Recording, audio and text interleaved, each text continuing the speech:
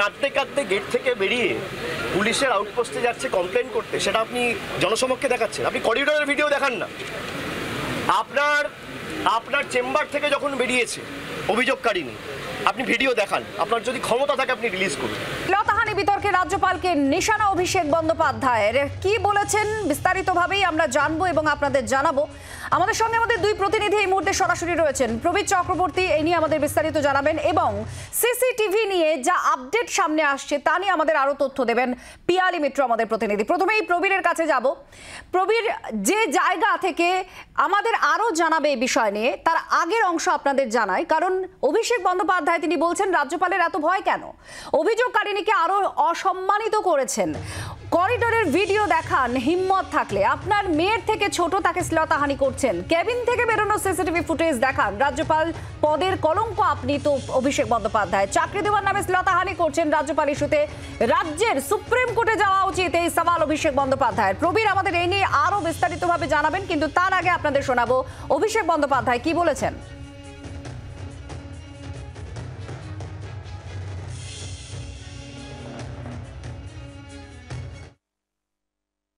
ওনারা তো ভয় কেন? এই যে সিসিটিভি ফুটেজ উনি কালকে দেখিয়েছে নাটকের মতো, যে অভিযোগ করেছে অভিযোগকারিনীকে আরো অসম্মানিত করেছেন। একটা মহিলার উপর শ্লীলতাহানি করে সে কাঁদতে কাঁদতে গেট থেকে বেরিয়ে পুলিশের আউটপোস্টে যাচ্ছে কমপ্লেন করতে, সেটা আপনি জনসমক্ষে দেখাচ্ছেন। আপনি করিডোরের ভিডিও দেখান না। আপনার চেম্বার থেকে যখন বেরিয়েছে অভিযোগকারিনী, আপনি ভিডিও দেখান। আপনার যদি ক্ষমতা থাকে আপনি রিলিজ করুন। আপনি সংবাদ মাধ্যমের বাছা প্রতিনিধিদের রাজভবনে ডেকে দেখান, তৃণমূলকে দেখাতে হবে না। আপনি অপমান করছেন। আইনে আপনার বিরুদ্ধে কিছু করা যায় না বলে আপনি যা ইচ্ছা তাই করবেন। আপনি আইনের ঊর্ধ্বে। আপনি মহিলা, আপনার মেয়ের বয়সী, মেয়ের থেকেও ছোট, এতটা নিকৃষ্ট মানের নির্লজ্জ, এদের বিরুদ্ধে যত কম বলা যায় তত ভালো। মেয়ের বয়সী একজন মেয়েকে শ্লীলতাহানি করছে আপনার রাজভবনে, আপনার কেবিন থেকে যখন উনি বাইরে বেরোচ্ছেন তার ফুটেজটা বার করুন। সেই ফুটেজ দেখায়নি গভর্নর। আমি তো সেটাই বলছি, উনি দেখাক। আমার বিরুদ্ধে যদি কোনো অভিযোগ ওঠে আমি তো পুরোটা জনসমক্ষে আনব, তাই নয় কি? যে আমার বিরুদ্ধে কিছু হয়েছে বা আমার দপ্তরে কিছু হয়েছে, আমি খালি মেন গেটের ফুটেজ কেন দেবো? প্রতিনিধি আমাদের সঙ্গে রয়েছেন প্রবীর। অত্যন্ত আক্রমণাত্মক শোনা গেল অভিষেক বন্দ্যোপাধ্যায়কে।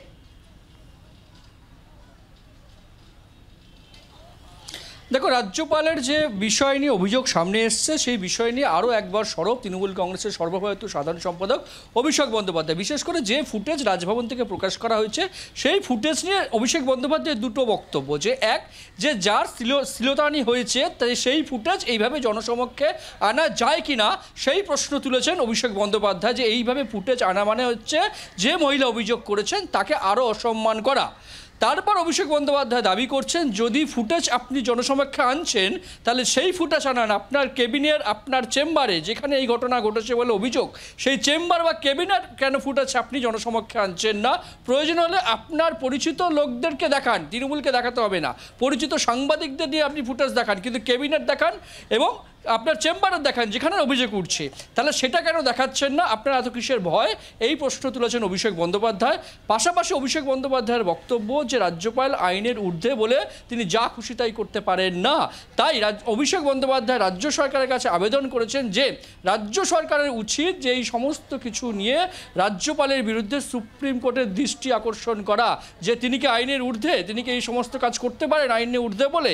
সমস্ত বিষয় নিয়ে সুপ্রিম কোর্টের দ্বারস্থ যাতে রাজ্য সরকার হয়, সুপ্রিম কোর্টের দৃষ্টি আকর্ষণ রাজ্য সরকার করে, সেই আবেদনও কিন্তু করেছেন অভিষেক বন্দ্যোপাধ্যায়। বাংলার আওয়াজ, বাঙালির আবেগ, জি 24 ঘন্টা।